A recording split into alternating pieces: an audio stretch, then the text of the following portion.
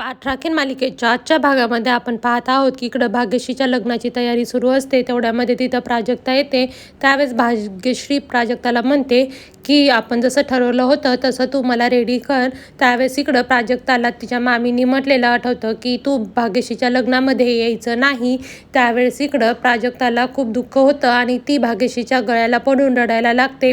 आणि इकडे भाग्यश्री प्राजक्ताला विचारते की तुला कोणी काही म्हटलं आहे का. त्यावेळेस प्राजक्ता म्हणते असं काहीच नाही आहे आणि चल मी तुला रेडी करते. आणि ती तिला घेऊन रेडी करायला सुरुवात करते. आणि ज्यावेळेस ती सर्व काही रेडी करते त्यावेळेस इकडं भाग्यश्री ही खूप सुंदर दिसत असते. तेवढ्यामध्ये तिथं आई आजी येतात आणि म्हणतात की नवरी मुलगी तयार झाली आहे की नाही. तेव्हा इकडं भाग्यश्री म्हणते की हो मी तयार झालेली आहे.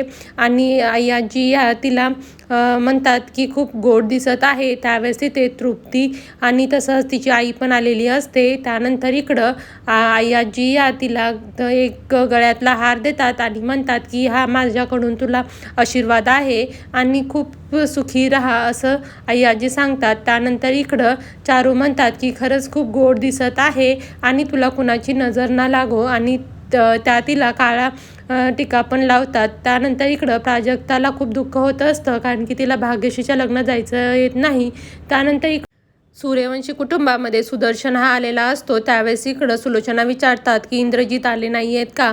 त्यावेळेस ते सांगतात की इंद्रजितनी मलाच पाठवलेलं आहे आणि काय कंपनीच्या मध्ये चेंजेस होत आहेत ते विचारले आहेत आणि तो रिपोर्ट मला त्यांना द्यायचा आहे. त्यावेळेस इकडं सुलोचना म्हणतात की त्यांना साधा एक फोनही करावा वाटला नाही का आणि त्यांनी तुम्हाला पाठवलं आहे. त्यावेळेस इकडं सुदर्शन सांगतात की ते तुमचं बरोबर आहे पण दादांनी मला इथे कंपनीमध्ये काय होत आहे ते पाहण्यासाठी पाठवलं आहे. त्यानंतर इकडं सुलोचना म्हणतात की मी भाग्यश्रीच्या लग्नाला जाऊन येते.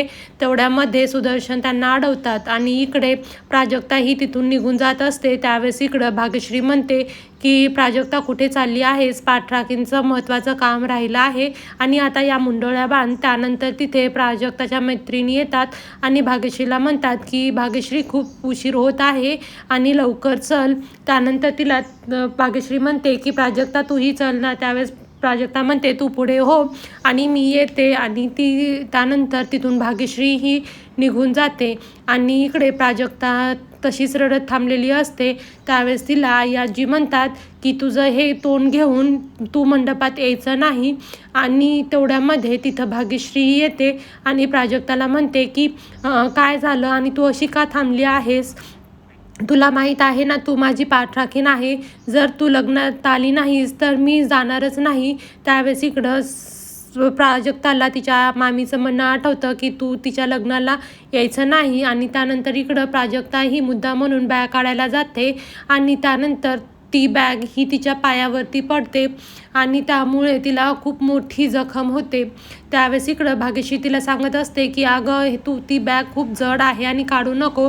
तरीही प्राजक्ता मुद्दा म्हणून ती बॅग काढते आणि प्राजक्ताला चा पाय हा खूप फ्रॅक्चर होतो. तेवढ्यामध्ये सगळेजण येतात आणि म्हणतात की काय झालं आहे आणि खूप मोठा आवाज झाला. त्यावेळेस इकडं तृप्ती म्हणते की सकाळी अपशकुन गल्ला होता. त्यानंतर आता हे सगळं काय सुरू आहे. तुझं लग्न तर होणार आहे का नाही.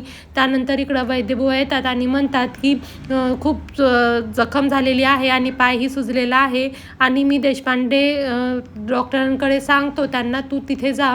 त्यावेळेस इकडं वैद्यबुवा येत असतात. त्यावेळेस प्राजक्ता म्हणते की तुम्ही नका येऊ कारण की लग्नामध्ये बाबा म्हणून तुमची खूप गरज आहे आणि तुम्ही सगळे जावा. त्यावेळेस इकडं प्राजक्ताची मैत्रीण स्नेहा येते आणि ती म्हणते की तुम्ही तिची काळजी करू नका आणि मी तिला घेऊन जाते. त्यानंतर इकडं सुलोचना यांना लग्न जाण्यापासून सुदर्शन अडवतात आणि म्हणतात की आजच बोर्ड मीटिंग ठेवलेली आहे आणि तुम्हाला जाता येणार नाही.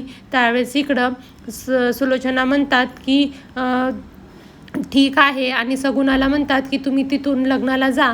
त्यानंतर सगुणा लग्नाला जाते आणि इकडे सुलोचना म्हणतात की कोण आहेत बोर्ड मेंबर्स ते आता बोलवा. त्यानंतर इकडं स्नेहा ही प्राजक्ताला घेऊन डॉक्टरांकडे निघालेली असते. त्यावेळेस भाग्यश्री म्हणते की गर्दीत न थांबता पटकन एमर्जन्सी म्हणून दाखवून तू लवकर ये. आणि तिला भाग्यश्री ही फोनही देते आणि इकडं स्नेहाला सांगते की लग्नाच्या अगोदर तू तिला घेऊन मंडपात ये. त्यावेळेस इकडं प्राजक्ता म्हणते की मला माफ कर आणि मी तुझ्या लग्नाला येऊ शकत नाही. त्यावेळेस इकडं भाग्यश्री ही म्हणते की तू जर नाही आली तर मी सासरी जाणार नाही.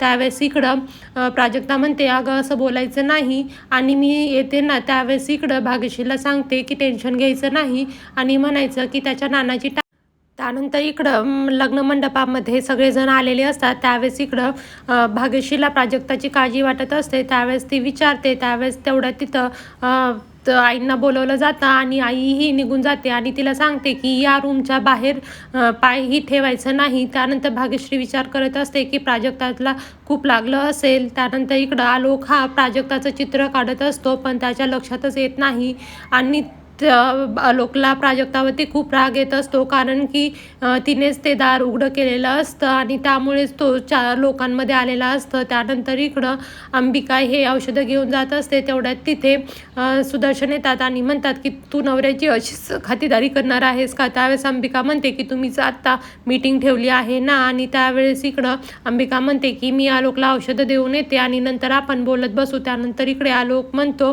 की ती जी प्राजक्ता आहे तिला सांगा की आपल्या घराच्या बाहेर ट्युशन घ्यायला आणि आय हेट हर असं तिला म्हणत असतो. त्यावेळेस इकडं अंबिका म्हणते की काय झालं? त्यावेळेस इकडं आलोक म्हणतो की तिच्यामुळेच मी आज लोकांच्या समोर आलो आणि तिच्यामुळेच हे सगळं घडलेलं आहे. त्यानंतर अंबिका विचार